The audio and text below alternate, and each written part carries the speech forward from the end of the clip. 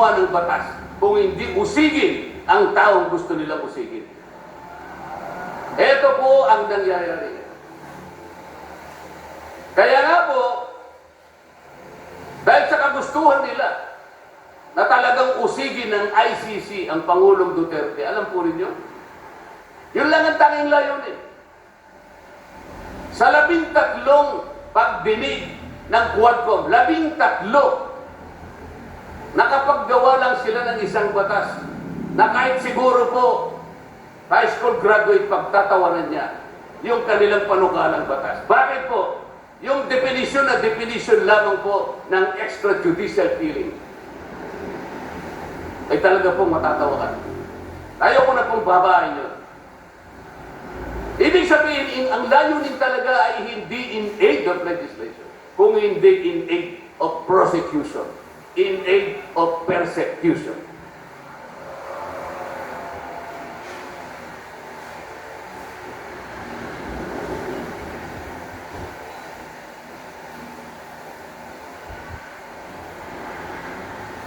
Kanina po, mga kababayan, napanood po ninyo ang video na kung saan ay nagpahayag na hindi pagsangayon si Pangulong Marcos sa namumuong impeachment laban sa pangalawang Pangulo. Ulitin ko lamang po yun. Sabi niya, tumutukoy po dun sa pagsasagawa ng impeachment. This is not important.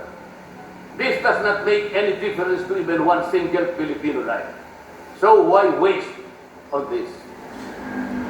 What will happen if somebody files an impeachment? It will tie down the House. It will tie down the Senate. It will just take up all our time, and for what? For nothing. For nothing. Sabi po niya ito, none of this will help improve a single Filipino life. As far as I am concerned, it is a storm in a teacup. It's a tempest in a teacup. Ang ibig sabihin, isang napakaliit na bagay na pinipilit ninyong palakihin. Napakalaki ng problema ng bansa ang inaharap natin. Ito ang ating atupagin. Ito yung gustong mangyari ng Pangulo ng Republika ng Pilipinas.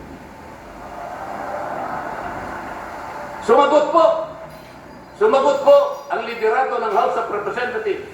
At sa isang bahagi, ang sabi po niya, ito po, kinuha ko lang yung isang bahagi sa isang mahabang manifestong ginawa nila.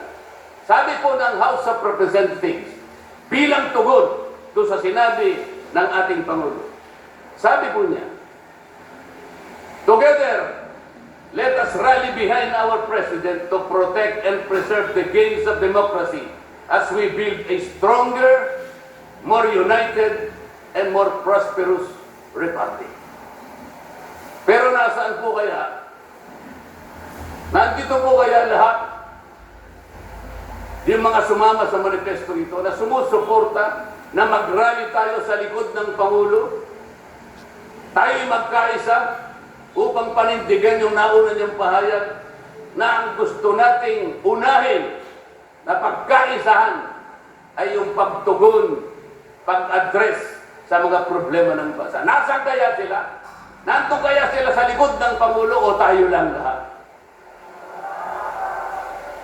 Sa Makati, tayo pong lahat ngayon na sama-samang nagkakatipon ngayon na hindi ko mapilan kung ilang, baka meron 1 milyon po yan. Tayo pala ngayon ang nagkakatipon sa diwa ng tunay na kapayapaan at pagkakaisa na nagrarally ngayon. Sapagkat tayo lamang ang nasa likod ng Pangulo sa kagustuhan niya na harapin natin ang mga hamon at nagbabantang problema ng ating bansa. Sapagkat, sabi niya, totoo naman, ang impeachment ay hindi makapagbibigay kahit anong butil ng kabutihan sa buhay ng isang Pilipino.